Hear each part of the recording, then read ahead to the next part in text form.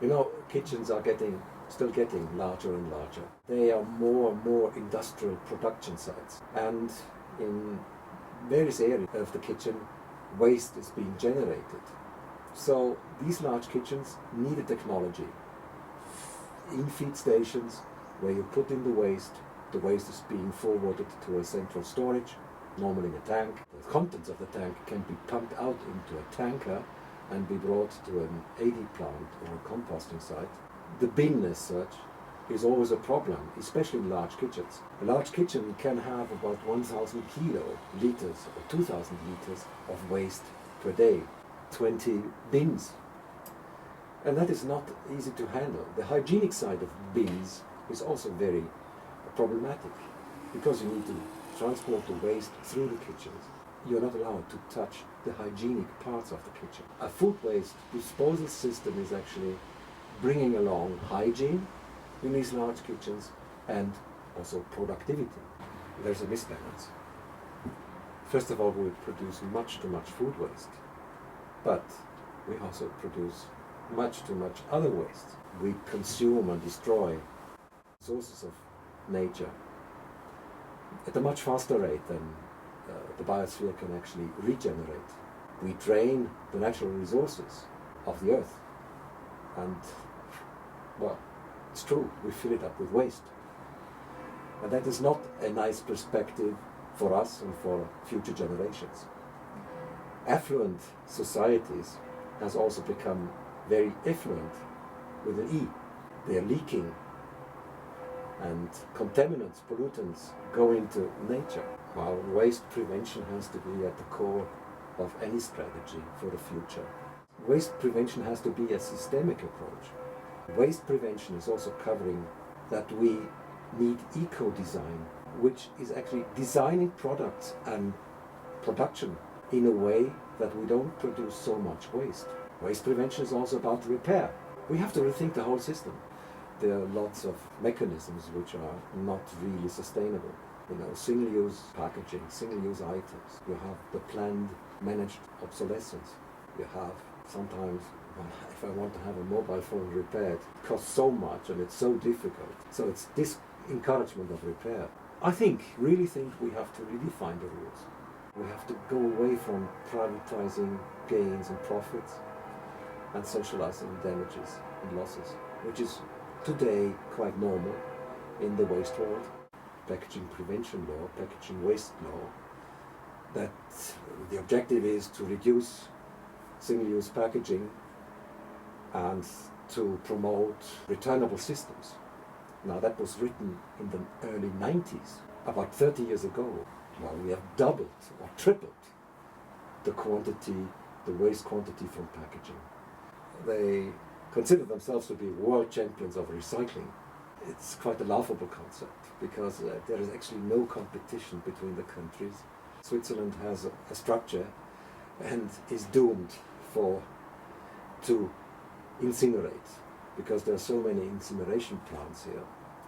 But after all, incineration means destruction, and it's destruction of resources. What we have to do is to recycle material, to recirculate it back into the cycle. Recycling quotas don't mean what people think. Reading about charts where you see it's 80% recycling this year and the next year it's 81% and 82%. What is happening to the remaining 20%? We have to think about the quality of recycling. Quality of recycling means we have to talk about the waste stream, about the purity of the waste stream, without contaminant, without pollutants. A waste stream which can easily be processed into new material which can enter the cycle. I just criticize squandering of resources. And fast fashion is just a great big squander. What has been discussed in France and in Germany, for instance, that so much brand new articles are being incinerated, not used at all, because they're just slowly selling in the shop. The waste stream is not pure, and that goes into the digester plant, and although there is huge technology to separate, that doesn't work 100%. So plastics and the other ingredients of this waste are going into nature as a fertilizer, and I think that's wrong. That's a leak, and it's staying there for a long time. So it's accumulating. 0.4 kilos of plastic waste is going directly into nature in Germany per capita year. And indirectly, the estimate is 4 kilos per capita year. So that's adding up to 4.4 kilogram, 350,000 tons. If you translate that into PET bottles, it's 10 billion PET bottles per year. Happy hour, the last 30 minutes in the supermarket, all products which have not been sold by them and which will expire the next day have to be given away for free. You know, separation technologies are not 100%, we know that by now. Let's go. Depackage it. We've seen hairy examples that the most modern separation technologies actually don't prevent disasters, environmental disasters. Like in northern Germany, about 2 years ago, perhaps you remember, where over 2 years microplastic was entering into a natural reserve and causing a huge damage. I think that Germany, Austria and Switzerland were leading countries, and all the Nordic countries were leading in environmental issues and environmental policies for a long time. But I have to say, the first country I know of which introduced a plastic shopping carrier ban was Rwanda, an African country. Welcome to Meirer Talks Trash. What trash is on the agenda today? Michael, thank you for having me. It's my first deep freeze interview. To answer your question, I want to talk about pure waste and about bio-waste. At 5 degrees, slightly raining, sitting outside because of the pandemic, obviously. Fritz, and herewith I already mentioned your name. Thank you very much for coming. I'm very passionate about waste, and you definitely as well, otherwise we would not sit here at these conditions. Why are you so passionate about waste? I got passionate about 10 years ago when I joined a company. Me and my team were developing technology for food waste, collection in large kitchens. And that was such an exciting experience for many years. We developed technology, grinders, pumps, programming for difficult materials. And along the way I got more and more interested in waste, also the downstream technology, like what is being done with the bio-waste after collection. And I also got interested in the legal and the ethical and the social implications of waste. I find it a very exciting topic, and I think there's major issues to be resolved. And that's why I'm so interested in this topic. Before we talk about all the things you mentioned, legal aspects and so on, you mentioned your team, your company, and you mentioned pumps and grinders and special programs for this machine. But what is this machine all about? Can you explain in 1-2 sentences what you mentioned? Food waste, commercial kitchens. What is the big picture? Kitchens are still getting larger and larger. So they are more and more industrial production sites. And in various areas of the kitchen, waste is being generated. So these large kitchens need a technology. In feed stations where you put in the waste is being forwarded to a central storage, normally in a tank. It's being stored there for a while. So that's quite a large technology which is implemented in these professional kitchens. It's not small kitchens, It's the larger ones, the canteens, hospital kitchens, and so on. But you mentioned the tank, so this is a major change of the system, because the state-of-the-art technology is to collect it in bins, but you and your company developed new techniques to grind it and turn it into a liquid and store it in a tank, right? Yes. I mean, we were not the first ones to do that. But the idea of a centralized storage where the contents of the tank can be pumped out into a tanker and be brought to an AD plant or a composting site, we did follow that and perfectionize it. And the bin as such is always a problem, especially in large kitchens. A large kitchen can have about 1,000 liters or 2,000 liters of waste per day. So it fills up about 20 bins. And that is not easy to handle. The hygienic side of bins is also very problematic, because you need to transport the waste through the kitchens. And you're not allowed to touch the hygienic parts of the kitchen. So a food waste disposal system is actually bringing along hygiene in these large kitchens and also productivity. And it's a good solution to cope with large quantities of food waste in a large kitchen. Let's go a little bit, some steps back to the word in total, and maybe the topic waste in total. We have a lot of waste, and where do you see it going? So, how do we deal with the resources we have in the world and in correlation with the waste we produce? Do you think this is a good fit, or is there a misbalance? There's a misbalance. First of all, we produce much too much food waste, but we also produce much too much other waste.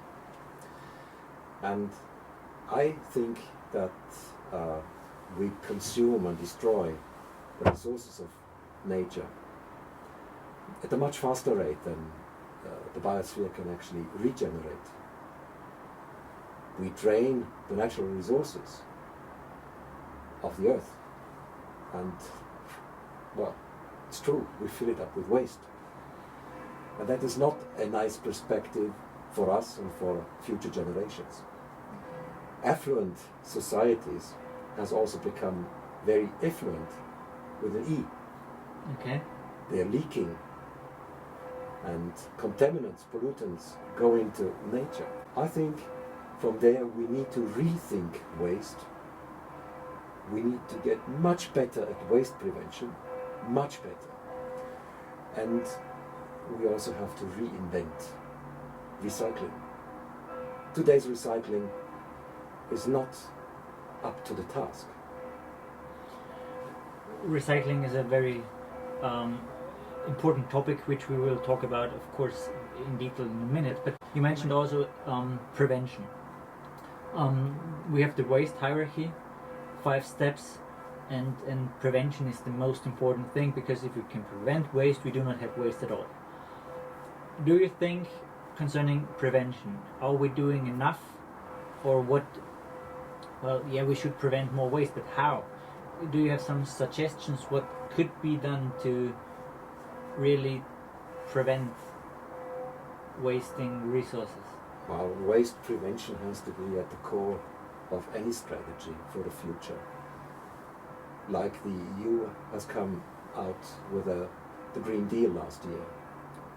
And the Green Deal is also about waste prevention, but not in the meaning that we have less packaging or consumers try to avoid packaging, come along with their own containers in the supermarket. Waste prevention has to be a systemic approach. So waste prevention is also covering that we use less material. It has to cover that we need eco-design. Eco-design, which is actually designing products and production in a way that we don't produce so much waste. Waste prevention is also about repair. And we have to rethink the whole system. being an entrepreneur, you always want to, if you sell a product, a physical product, yeah, hardware, not a software, an algorithm, if you sell a product, you need resources and you want to sell more, better, better, faster, bigger, and this is a little bit against prevention at all. So what has to be done? That the products have to be designed in a way that they last longer, or that they can be turned into new products, or what do you think? First of all, now in how our economy now is working, there are lots of mechanisms which are not really sustainable. You know, single-use packaging, single-use items. You have the planned, managed obsolescence. You have sometimes, if I want to have a mobile phone repaired, it costs so much and it's so difficult. So it's this encouragement of repair. Or another development is like persistent relaunching, updating, facelifting, whatever you call it. Or the gamification of our economy. Gamification? Yeah, well, it's just an invented word, but consumption is not there to actually to cover needs. But gamification means that consumption is for entertainment. Sure, there's always a part of entertainment, going out shopping and so on. But when entertainment becomes the core, I think squandering of resources is the result. And all these strategies, which I actually showed, are actually insane from point of view of sustainability, of circular economy, and of reducing the footprint. But still, they create growth. And growth is what private companies want. And within the rules of law, they can actually follow these strategies. They increase their revenues, their profits with it. And so, I really think we have to redefine the rules. We have to find new ways. In the Green Deal it's called for regenerative growth. Sounds great, the word. But I think that's what we need. We need to redefine our economy, a regenerative economy we have to build. You mentioned facelifts, updates, new versions of products, and that this is a problem. I disagree to a certain extent when it's about maybe energy efficiency. I have a car running on 6 liters diesel and the facelift just uses 5 liters diesel.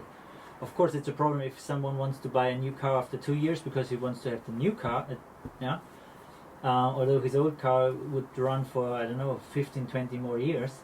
But for someone who needs a new car 1 year later, then the facelift would be great because he would use 1 liter less per 100 kilometer. I always think of the example when we had the more energy efficient refrigerators, and people said, yeah, I now buy a new refrigerator, much more energy efficient, but they put their old refrigerator in the basement to cool their beer bottles. So then in the end they have 2 refrigerators. I agree. I mean, there's a big difference between innovation, real innovation, which covers new additional needs, and just facelifting, just repainting something, or just having giving it a new outer look. Real innovation, technological innovation, we really need. Also, because we have so much problems with waste and its consequences. So I think the strategy towards a regenerative economy is actually opening up a lot of opportunities, and is open for technological innovation, but not just superficial ones. And facelifting is sure a superficial one, or just creating a new fashion cycle on top of the other one, the 51st and the 52nd fashion cycle. I don't think that is really innovative. That is just squandering resources. We are sitting here in Liechtenstein. Maybe you can hear the noise of the Autobahn, the freeway, the highway, Swiss highway. In Switzerland, Liechtenstein, very rich countries, we have a lot of waste. And do you see a correlation between the standard of living and the amount of waste? There are also other examples. For example, in poorer countries, they also have a lot of waste. Do you see a correlation here, or? I think that's, this kind of narrative is wrong. I think standard of living does not equal waste. I think that countries with a high waste volume per capita just don't do their job, don't set the right rules. They don't work as to waste efficiently. And I don't think that high waste volumes are actually necessary to create growth and prosperity. No. High waste volumes are a symptom of not functioning properly or as efficiently as others do. But I don't want to name one country. I think all countries have problem with too much waste. So all countries should actually work hard on defining new rules to prevent waste. What developments do you see? Will it get better, or in which direction are we going? Are we going in the right direction or not? I think before we go in the right directions, we also have to see the current problems or the issues to be resolved. And I think that we have to talk about waste legislation.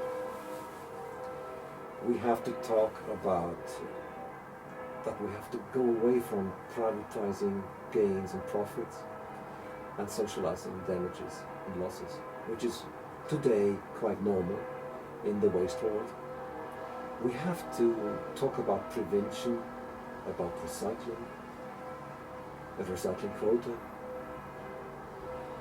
and waste conglomerates.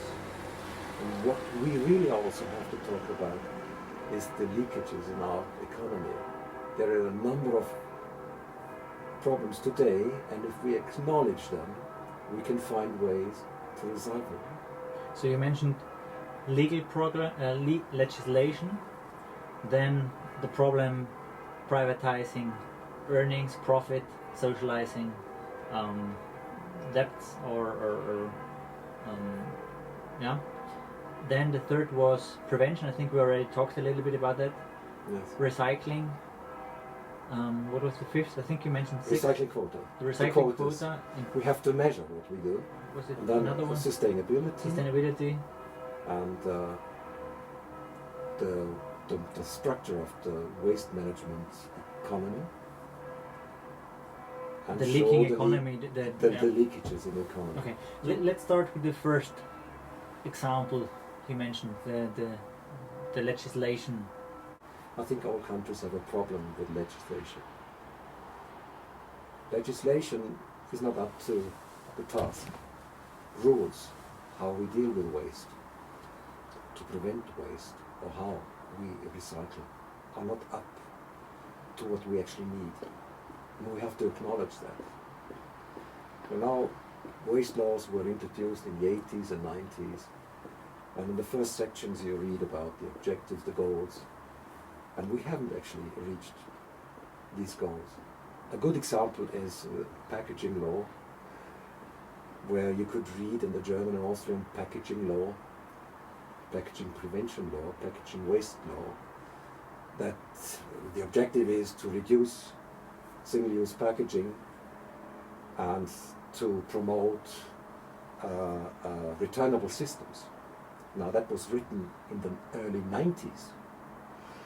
about 30 years ago, what has happened since then? Well, we have doubled or tripled the waste quantity from packaging. So it's fair to acknowledge that these laws have failed, totally failed, and we need to rethink the laws and readjust them. Okay, then let's go to the second topic. You said privatizing the earnings and socializing the losses in the waste business. It may be similar to nuclear power plants, yeah. The companies want the earnings, but who cares about the nuclear waste? But this is energy. We're talking about waste. What do you see in the waste industry? First of all, I'm not against private companies. I'm the last one to be against private companies. Companies just do what they have to do.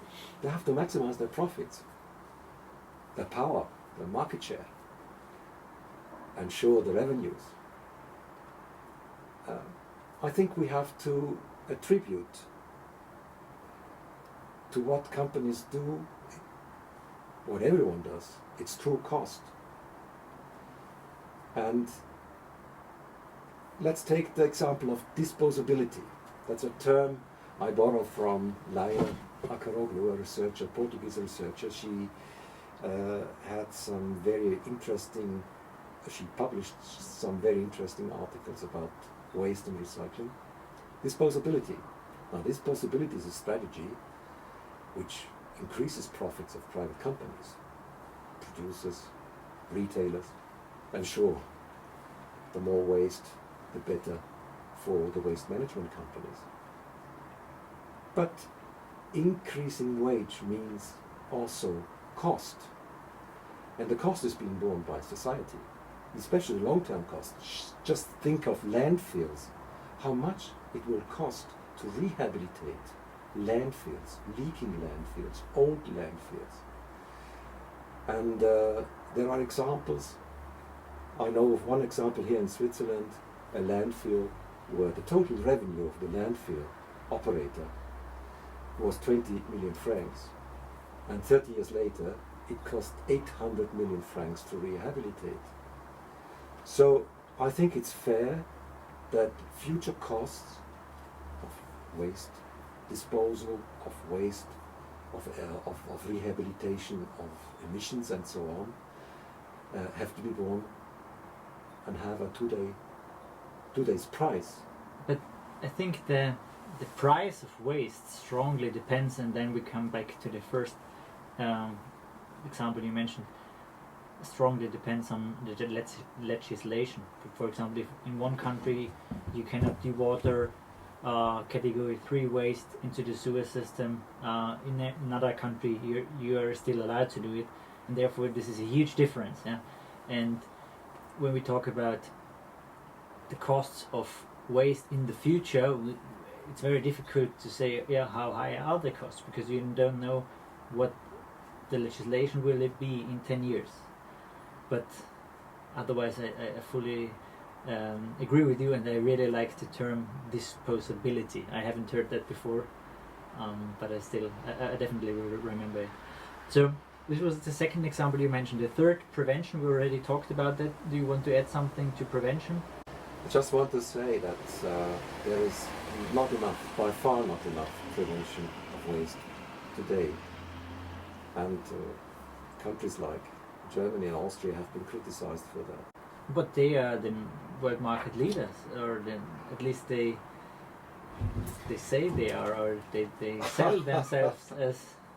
Oh yes, I know what you are referring to. You are referring to articles being published saying that, you find them in Austria, Switzerland and Germany. They consider themselves to be world champions of recycling. But that is a concept, it's quite a laughable concept, because there is actually no competition between the countries, and it is pointless. It comes up with a lot of questions, and I think such expressions are just psychological. It makes people feel good about what they do, I can go on throwing away things that they are being recycled, and we are world champions in recycling. So I don't think that these words are really to be taken seriously. We have a problem with preventing waste and a problem with recycling, and we have to reinvent both. And talking about recycling now, there is mechanical recycling, biological recycling, thermal recycling, chemical recycling, a lot of well-sounding terms, but for example, the thermal recycling in the waste-to-energy plant.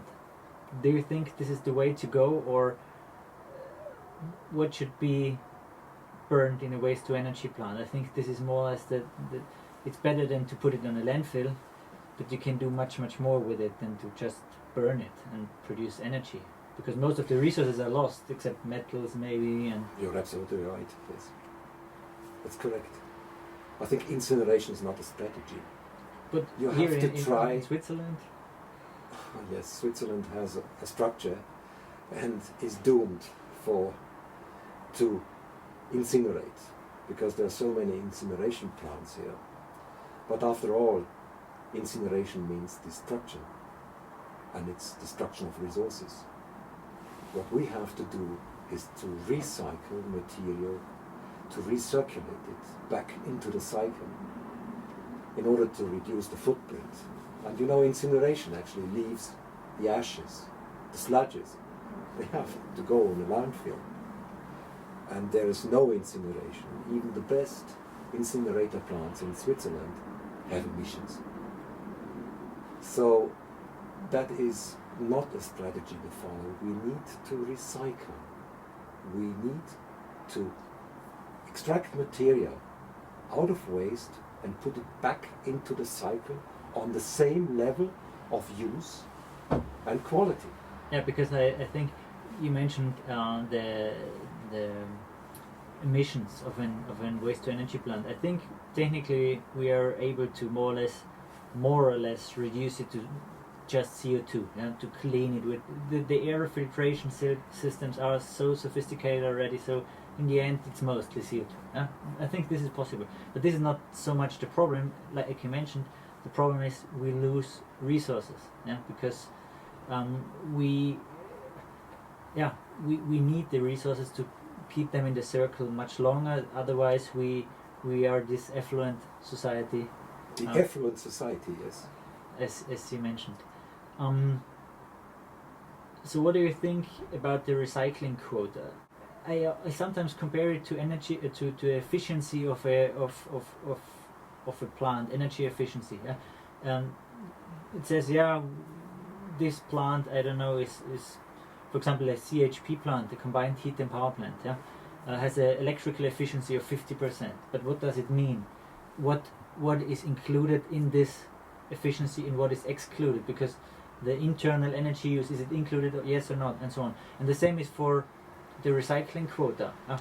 When does something count as recycled? There may be a scientific article comparing the recycling quotas of different countries, and it says country A has 50%, country B has 70%.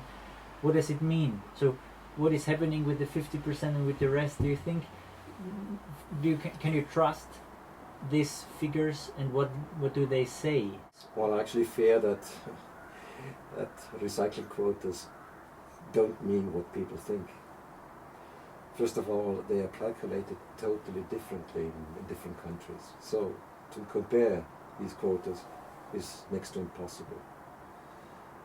On the other hand, you keep reading about charts where you see it's 80% recycling this year, and the next year it's 81% and 82% recycling quota. What does it mean? First of all, the first question should be, what is happening to the remaining 20% which are not recycled? Are they incinerated? Are they put into a landfill? Or are they just leaking out into nature? The second question is, what does it mean, the 80%?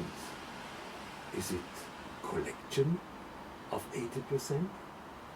Or is it actually putting 80% into the cycle again on the same level of quality and use?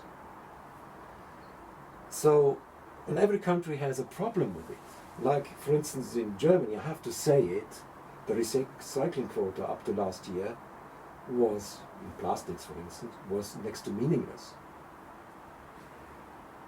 Germany exported about 1 million tons of plastic to third countries in 2020. Now I tried to make a calculation, about 30% or even 40%, you don't know, of that export quantity ended up in countries like India, Malaysia, Indonesia. These countries don't have the law enforcement structure, capacities. They are weak on fighting waste crime. And we know from reports that much of the quantity actually ended up in the rivers, in the jungle. That cannot be. But in Germany, this export quantity was actually considered to be recycled, because export for recycling, that's the category it went into. So Germany really has a problem with the nominator of the quota calculation. Switzerland has perhaps a problem with the denominator, which is under the line. Because Switzerland does not, I have to say Switzerland is actually having recycling systems for PET bottles, aluminium cans, for glass, for paper, for carton, and so on. And there are even set minimum recycling quotas. And I think in Switzerland, the nominator of the quota is calculated properly. But in the denominator, there's a deficiency.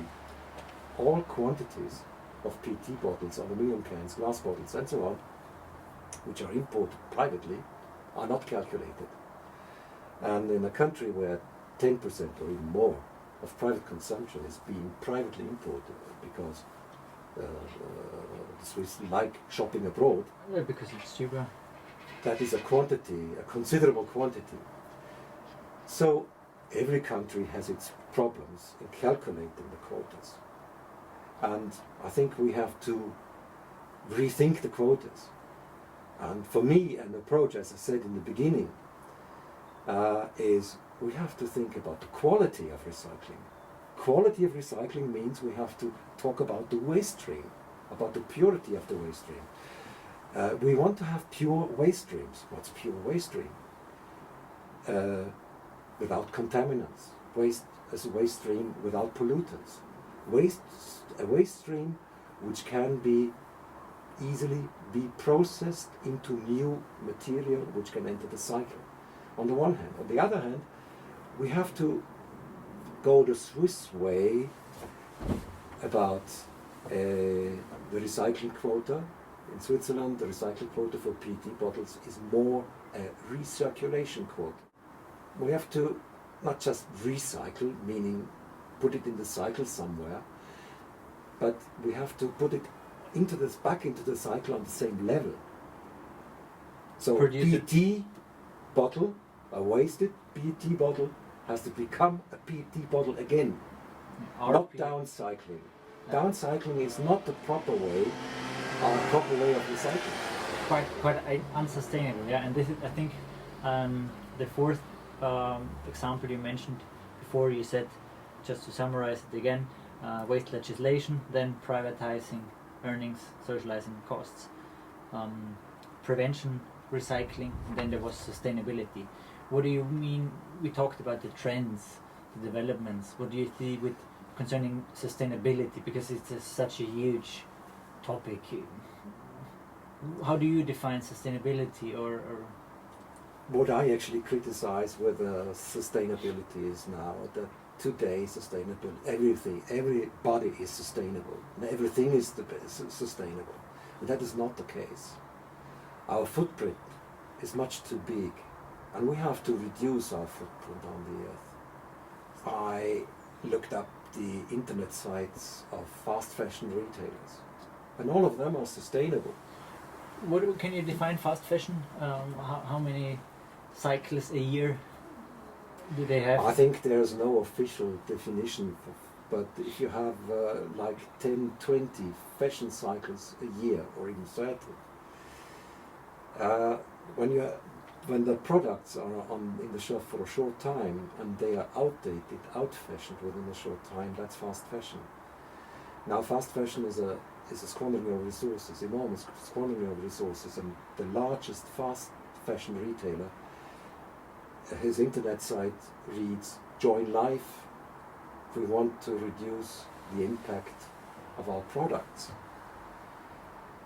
Well, I just invite the fast fashion retailers to reconsider their business concept.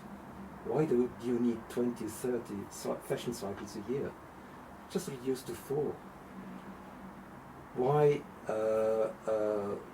make a t-shirt travel for tens of thousands of kilometers before ending up in the shop? Sustainability is an approach, a comprehensive approach. It's not just a marketing or image communication tool. And today, sustainability, the word sustainability, is in very many cases just greenwashing. I totally agree. So, but let me add to the topic of fast fashion. I think we saw during the several lockdowns we already had that as soon as the shops, for sport equipment, for whatever, could open again, they of course had a lot of, I don't know, winter jackets on stock, but now we are still having cold, but now people maybe want to buy something for spring, and they have all the winter equipment still on stock because they couldn't sell it over the last 4 or 5 weeks. So what will happen? I think they won't store it until winter 21-22. Maybe what happens with this clothes and equipment? I'm not against sales, and especially during this time when shops have so many problems. I mean, they should actually try to sell off their products. I don't criticize that. I just criticize squandering of resources. And fast fashion is just a great big squander. And what has been discussed in France and in Germany, for instance, that so much brand new articles are being incinerated, not used at all, because they are just slowly selling in the shop. I think that's wrong. It's not sound business. It's just creating revenue and creating a huge footprint. And that's not our future. I would like to come back to the leaking economy, because I know I've seen your slides that you prepared for your lectures on universities, and you had this very nice circle which was leaking everywhere in each step from the production. Yes, I have it here. I think you took a circle from, what was it originally, but you redesigned it. Yes, I did redesign it with my very poor means. This is a frequent picture of the of circular economy. Raw materials enter the circle, and then design and production and use, repair, and then after a certain time the product becomes waste. The waste is being collected and being recycled, and via recycling the materials enter the cycle again. So that is the circular economy. And what I noticed with bio-waste, when I visited anaerobic digestion plants, I just know that they have a huge problem with plastics. I was talking about pure waste streams. Now, for instance, the bio-waste waste stream is not pure. It's full of packaged foodstuffs, packaging. It's from supermarkets, it's cosmetics and detergents. All this stuff is in there, and that goes into the digester plant. And although there is huge technology to separate, That doesn't work 100%. So plastics and the other ingredients of this waste are entering into nature, are going into nature as a fertilizer, and I think that's wrong. That's a leak. There's a leak, and I think we lose the plastic waste into the bio waste, into the organic waste, and it's not calculated as plastic waste anymore. Do you have an idea how much waste we are losing in total, or how much plastic waste maybe we are losing into the oceans? Yeah. Or how much? Let me come back first on a point. I mean, we are leaking. If you talk about microplastic, microplastic goes into the environment. What happens there?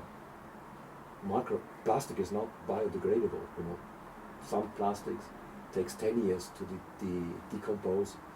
Other kinds of plastic take hundreds of years or even thousands of years, like PE. No one exactly knows how long it takes to decompose.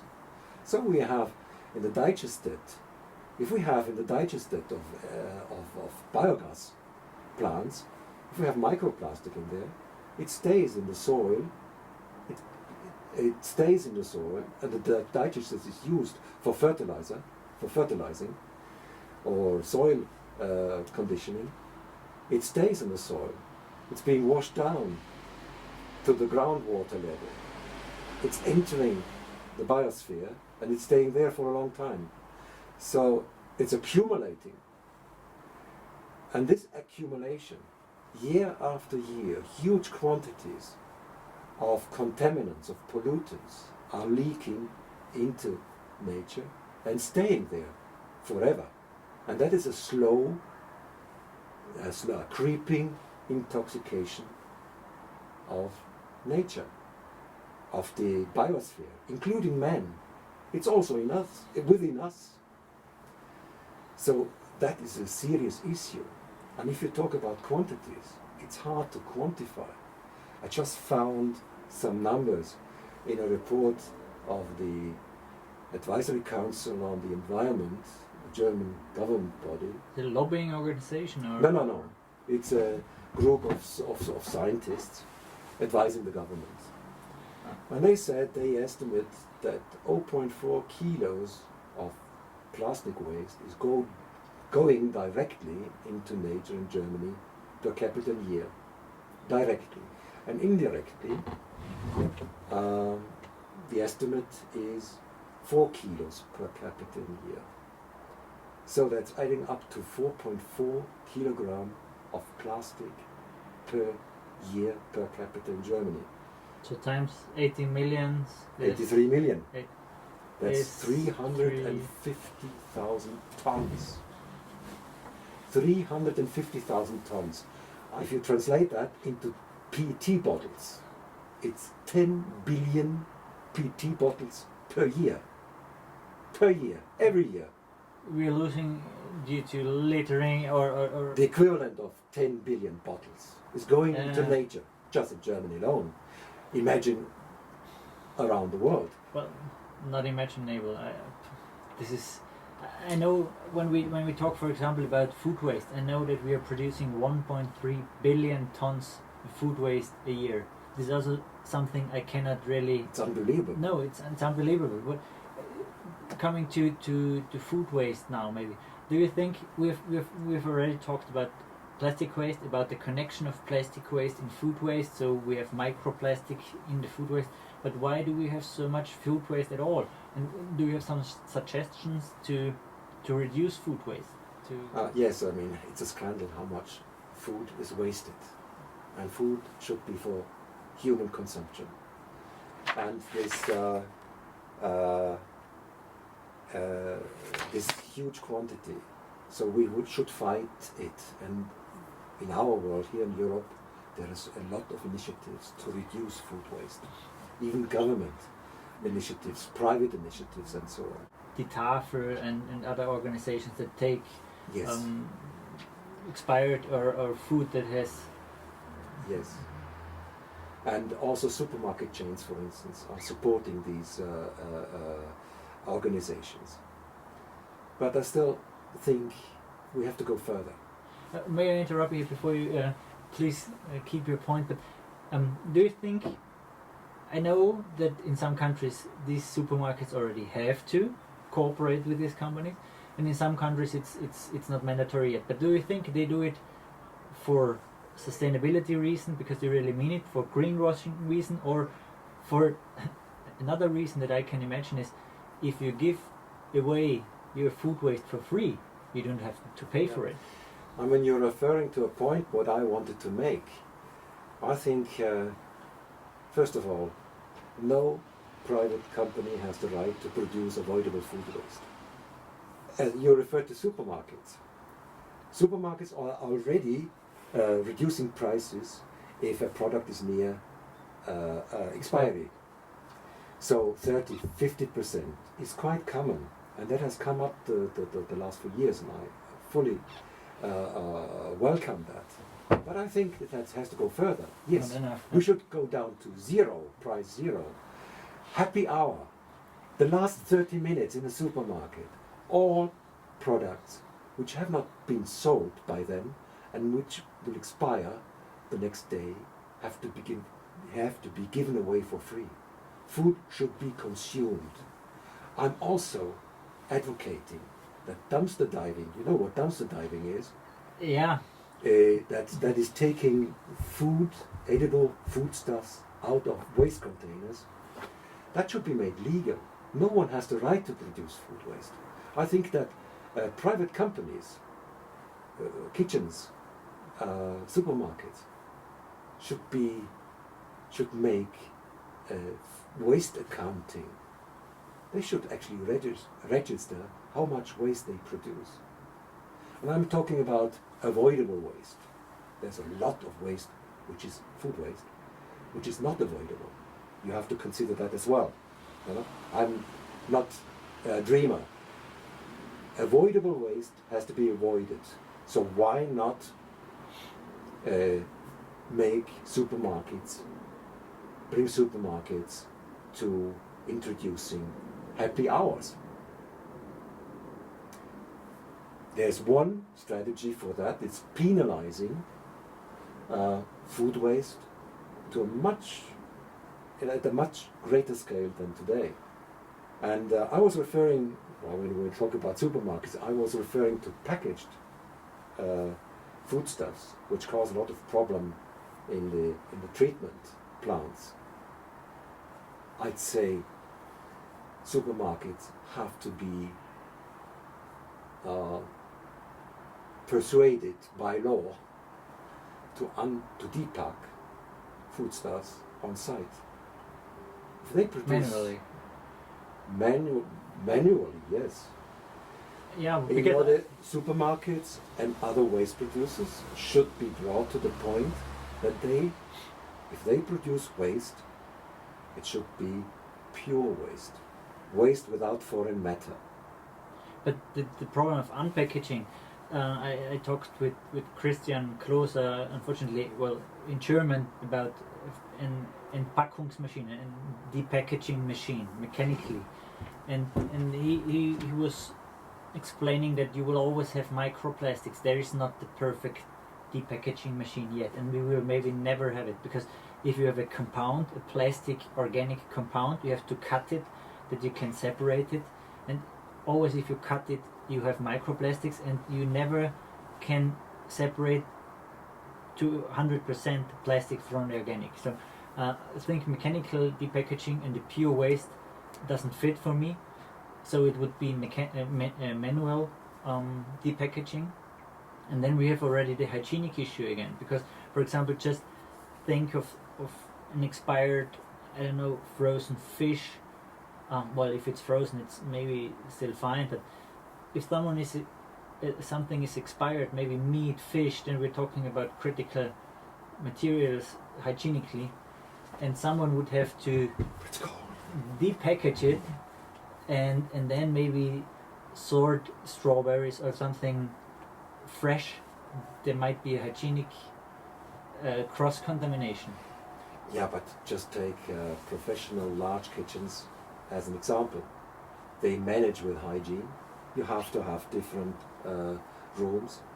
You have to have certain procedures in order to guarantee hygiene. Hygiene is not something which is impossible in supermarkets. It needs some space, sure, but this space has to be created. So you were talking about the deep packaging. That is the problem. I think that deep packaging has to be brought to the very site where the waste is actually generated, where the waste is actually produced. And manual depacking means a high purity of the waste stream, of the following waste stream. And that's what we need. So at the place of the origin of the waste, it should be pure. And we talked a lot about commercial waste when we focus about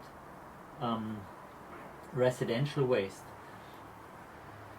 Do you think it would be possible, or we will reach a point in a couple of years maybe, where a family that recycles very well has to pay less for the waste disposal than a family that doesn't recycle at all? Because, for example, for the bio-waste bin, I know from some cities, some countries, they give you a yellow flag and a red flag if the recycling company picks up your waste bin and they see you have plastic in your waste, in your food waste. So do you think we will have a customized waste price, disposal cost in the future? That would be nice, yes, but I don't know how that actually could be introduced and how Fairy that could tale. work well. I think there has still to be a lot done in the area of the separate bio-waste collection, municipal bio-waste collection, for motivating. But I also think that waste should be, we have to be inventive in this area in order to also create pure waste streams there. Why not promote composting, domestic composting? I heard so many good things, I haven't done it myself, about the Bokashi system. Community composting has been often replaced by the municipal waste collection. I think that was wrong. We need community composting. But I know it's an uphill fight. It's hard. It will be hard to create a pure waste stream from municipal waste or bio-waste in the municipal system.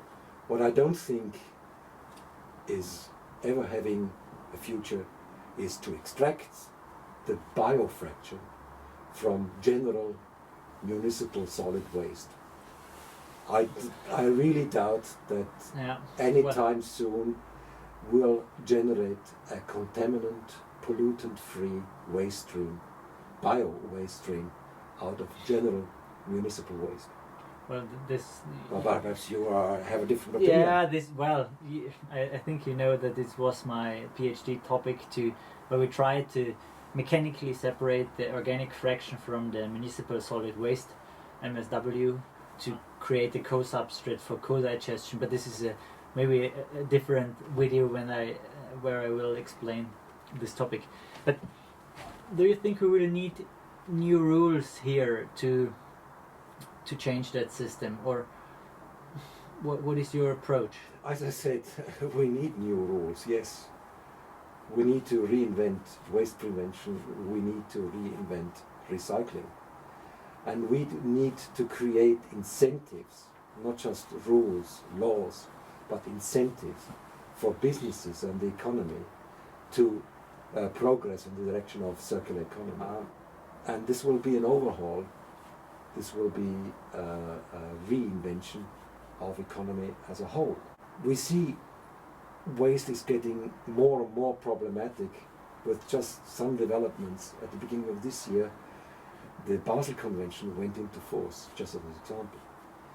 And 3 years ago, it was China banning imports of plastic waste. Now we are producing much too much. As I said before, Germany is exporting so much plastic waste. Now what do the Germans do now? They cannot export it anymore. The Basel Convention, under the Basel Convention you need there's a notification procedure between the countries. So the exporting countries have to notify the importing country, and both countries have to be okay.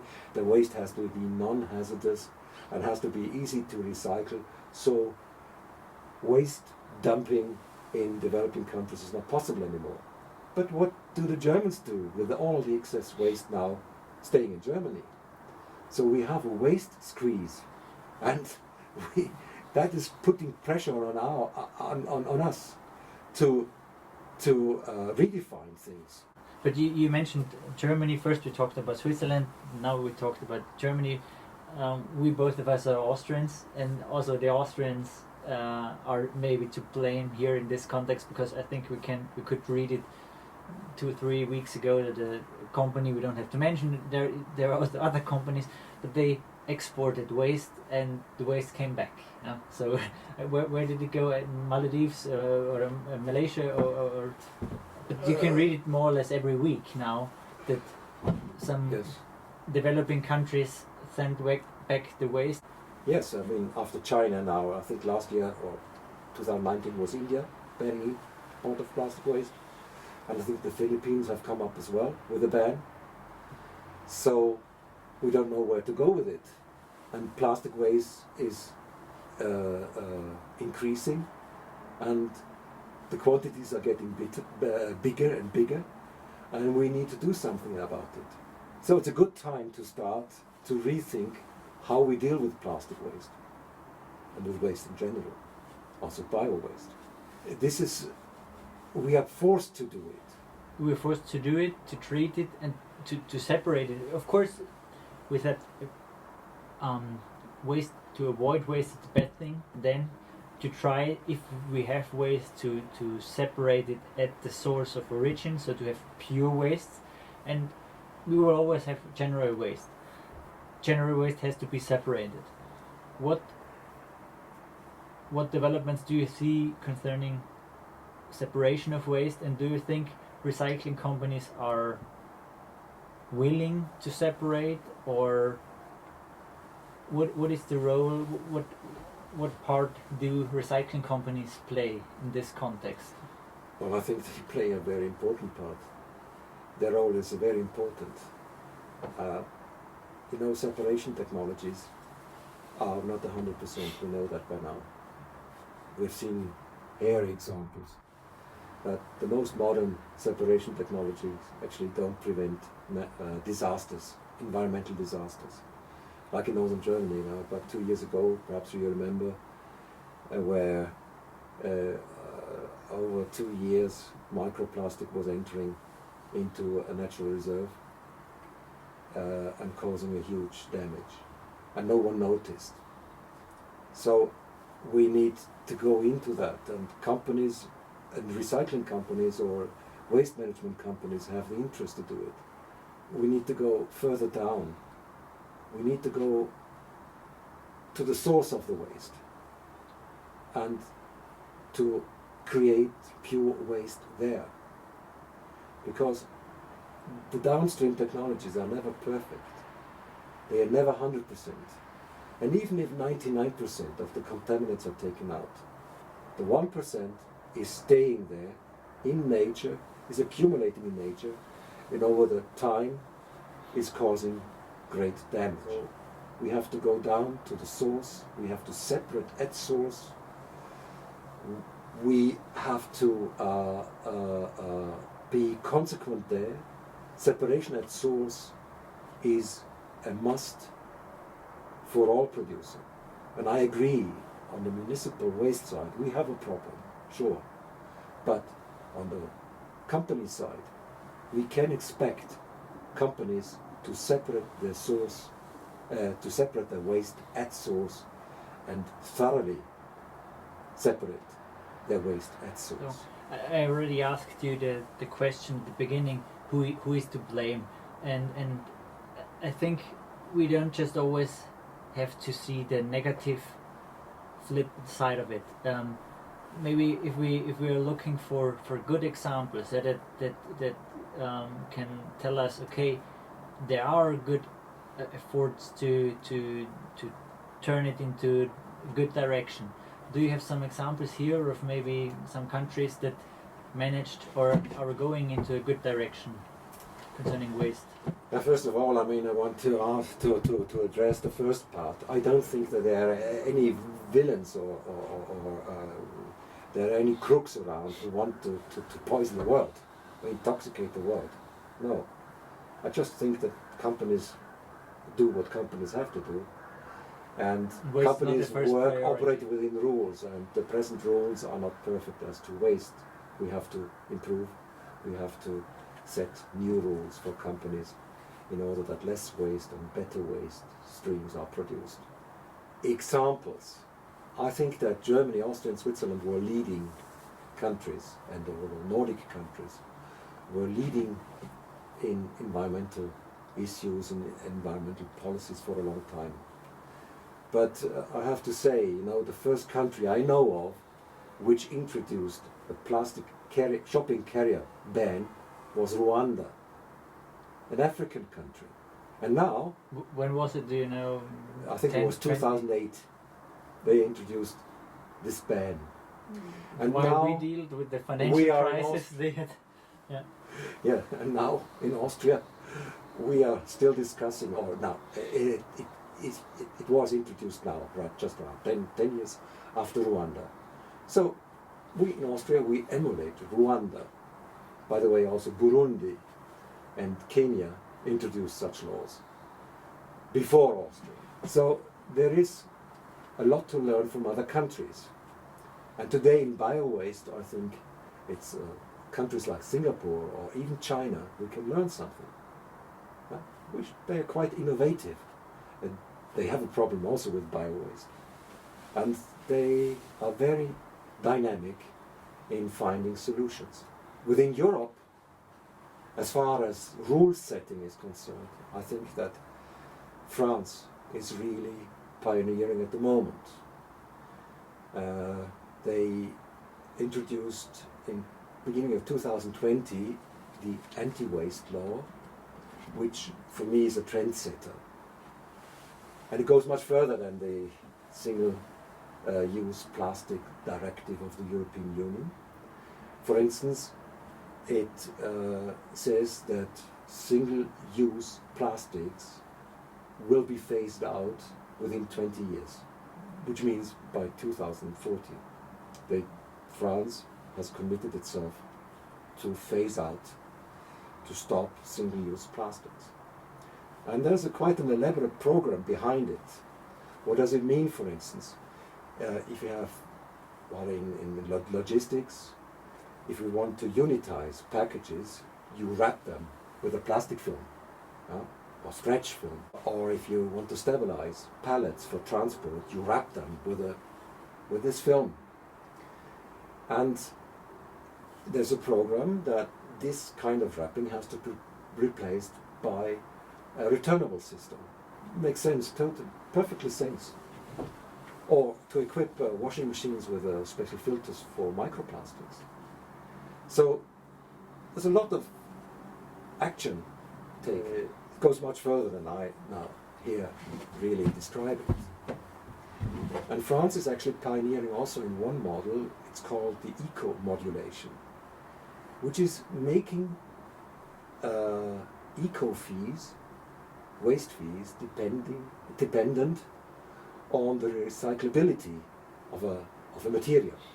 So an easy to recycle material is much cheaper, has a lower fee, and a complex, multi-layered material for which there is no recycling, specific recycling method. That's much more expensive.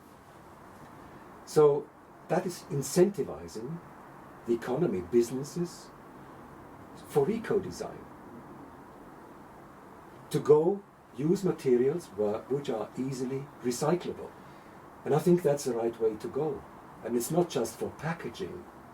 It is also now coming up eco-modulation for toys, textiles, leisure wear, even cars. You can actually structure within the system of eco-modulation. I think that's a very progressive model. I know you're smiling. No, I am smiling because I think this is a good point to end this question, to end this discussion, except you want to add something, because I wanted to end with something positive. We discussed mostly what is not good, what should be improved, but I think with these examples you mentioned, eco-modulation, the new laws in France that maybe also motivates European legislation decision makers to have good ideas how we could save that problem or improve it. I think this is a good possibility to end this. I'm curious what you hide below this cup. What do you wanted to explain? Maybe you can explain why you brought this. Well, that's what are called plastic but you have to end positive. Don't forget. Yes. A major problem, what I didn't know before, was the leakage of plastic pellets. Now a lot of efforts are being taken to reduce that, to reduce the leakage of plastic nurdles, which are used for producing plastic items. And so we actually can expect that in the near future this kind of microplastic will not be a problem anymore. There are rules, there are ways out of the problem. An example of France, which is a theoretical problem, that's what I was smiling, because France still has a lot of work to do in the practice. But the rules they have set now just show a way how we can go in the right direction. It is not doom and gloom, and I'm not the doomsday preacher. I think we just have to be innovative, open, and there are ways to resolve these problems, and there are ways for a better future. I think this is a very good closing statement. Fritz, I thank you very, very much. Sitting outside with me at 5 degrees, talking about waste, freezing. I think for me it was very interesting. I hope all the viewers and listeners liked it as well, and thank you very, very much for this talk. Thank you for having me. It was a great thing, and I really enjoyed it despite the temperature. Yeah, maybe we do another one in summer at 30 degrees.